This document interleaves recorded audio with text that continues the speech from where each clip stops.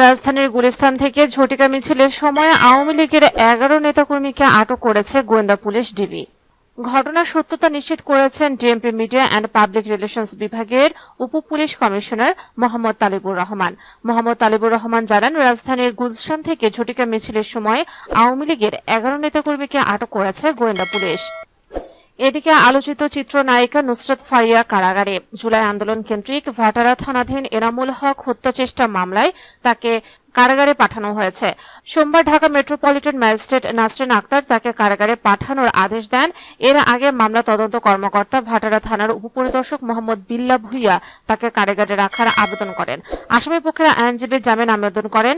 রাষ্ট্রপক্ষের public prosecutor জামিনের বিরোধিতা করে শুনানি শেষে বিচারক জামিন নামঞ্জুর করে কারাগারে পাঠানোর আদেশ দেন। একই সঙ্গে 22 মে তার জামিন শুনানির দিন ধার্য করা হয়।